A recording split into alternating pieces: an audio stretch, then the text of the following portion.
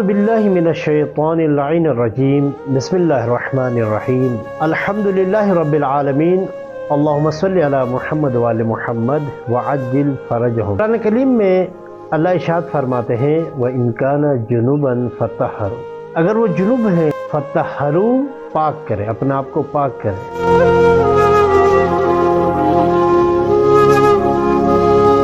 تو آج کا ٹاپک ہے ہمارا غسل جنابت۔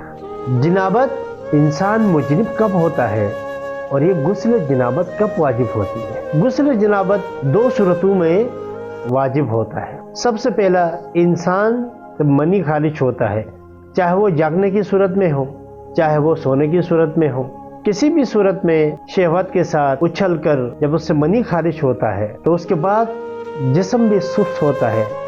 یہ تین علامات ہیں منی کے، تو اس صورت میں انسان پر غسل واجب ہوتا ہے۔ دوسری صورت کہ جب انسان دخول کرتا ہے، چاہے وہ دبر میں ہو چاہے وہ قبول میں ہو، چاہے انسان میں ہو چاہے حیوان میں ہو، بے شک منی نبی نکلے اس پر غسل جنابت واجب ہوتا ہے۔ اگر کسی انسان کے شرمگاہ سے ایسی رطوبت نکلے جو اسے معلوم نہ ہو کہ یہ منی کا حکم رکھتی ہے یا نہیں رکھتی ہے، تو اسے دیکھا جائے گا کہ اگر وہ شہوت کے ساتھ اچھل کر نکلے اور اس سے نکلنے کے بعد اس کا بدن سست ہو تو یہ منی کا حکم رکھتی ہے اور اس سے غسل واجب بھی ہوگا۔ لیکن اگر کوئی مریض ہے، بیمار ہے، تو اس سے اچھل کر نکلنا ضروری نہیں ہے۔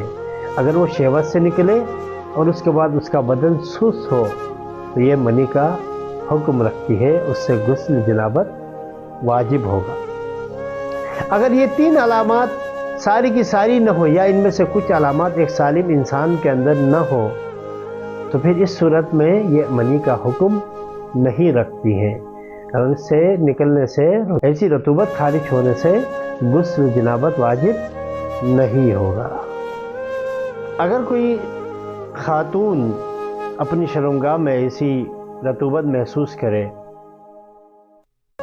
جو شہوت انگیز تصورات کے وقت خارج ہوتی ہے، تو یہ کب منی کا حکم رکھتی ہے، کب اس کے اوپر غسل واجب ہوگا؟ جب وہ رطوبت اتنی کم ہو کہ وہ کسی اور چیز کو آلودہ نہ کرے تو پھر وہ منی کا حکم نہیں رکھتی ہے، اس پہ غسل واجب نہیں ہوگا اور اس کا وضو بھی باطل نہیں ہوگا۔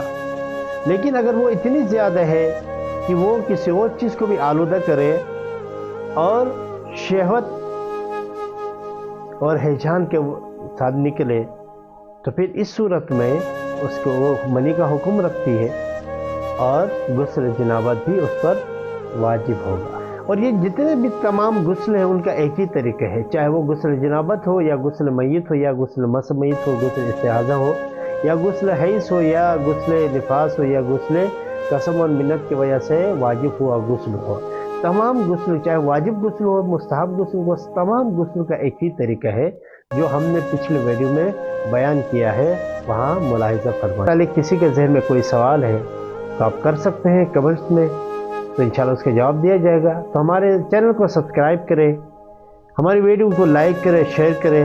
والسلام علیکم ورحمۃ اللہ وبرکاتہ۔